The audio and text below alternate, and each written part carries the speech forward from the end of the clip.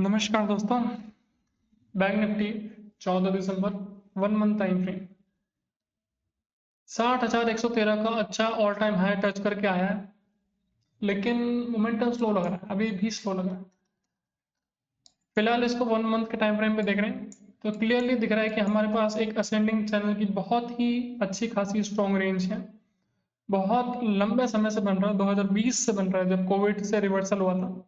Covid के time पे जब गिरा था मार्केट, उसके बाद जब उठा, तब से ये रेंज कंटिन्यू होती जा रही है। हायर हाई बनता जा रहा है, हायर लो बनता जा रहा है। लेकिन अभी कुछ पिछला 1-2 महीना देखें तो चलो, नवंबर तो बहुत अच्छा रहा, लेकिन अभी दिसंबर है, दिसंबर आधा हो गया, 14 दिसंबर आज तारीख है। लेकिन अभी भी जो मूवमेंट है, जो एक अपर ट्रेंड है, वो फॉलो नहीं हुआ। हम इस रेंज को ध्यान से अगर देखें तो मैं एक चीज क्लियर तुमको दिखाना चाहता हूँ कि जब भी कैंडल कोई भी रेंज के सपोर्ट पे टच करके वो मूव लेती, तो वो सबसे पहले अपने रेजिस्टेंस पे जाती है। रेजिस्टेंस पे जाने के बाद वापस अपने सपोर्ट पे आती है। अब क्योंकि जो ये बीच का रेंज है, ये ना रेजिस्टेंस पे गया ना सपोर्ट पे गया, इसीलिए हो सकता है हम कैंडल्स पे देखें।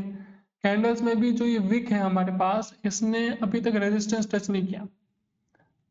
पर ये जो कैंडल है 3 जून की, इसने बहुत कम, बहुत पास गया था, उसके बाद वापस नीचे आया। तो एक तरह से अपन मान लेते हैं कि ये थोड़ा सा टच था। टच होने के बाद वापस इसने सपोर्ट दिया। सपोर्ट होने के बाद ये जो पॉइंट है, इसने वापस जो ये रेजिस्टेंस है, ना इसने विक टच किया ना बॉडी टच किया, तो फिर से नीचे आया। पर क्योंकि ये ऊपर टच नहीं हुआ तो ये नीचे भी नहीं जा सकता, और तो ये फिर से ऊपर आ रहा है। पॉइंट मेरा ये है कि जब भी सपोर्ट में एक मूव लेता है तो वो रेजिस्टेंस पे जाएगा ही जाएगा, और रेजिस्टेंस पे रिवर्सल लेता है तो वो सपोर्ट पे फिर से जाएगा। अब क्योंकि यहाँ से ऊपर, यहाँ से नीचे, फिर हायर हाई, फिर हायर लो, इस पॉइंट से वापस कोशिश करी ऊपर जाने की। चलो यहाँ पे तो फेल हो गया, पर यहाँ पे फिर कोशिश कर। अब क्योंकि जो ट्रेंड है वो बहुत ही सॉलिड बुलिश है, बहुत तगड़ा, लेकिन मूवमेंट अभी हो सकता है कि अब आ जाए। चलो, आधा दिसंबर निकल गया, कोई बात नहीं, अब पॉसिबिलिटीज है कि अब मूव आ जाए, क्योंकि रेजिस्टेंस को अभी तक कैंडल ने टच नहीं किया। तो अगर एक अप ट्रेंड होता है तो इस रेंज का जो रेजिस्टेंस है वो होगा 61,600 ले लेते हैं। चलो, 61,500 तक का एक टारगेट मैं कह सकता हूँ कि जो अपना दिसंबर की आखिरी तारीख, मतलब 31 का महीना है, तो 30 दिसंबर की अपनी एक्सपायरी है। 30 दिसंबर तक का एक मूव एक्सपेक्ट करना चाहिए 61,527।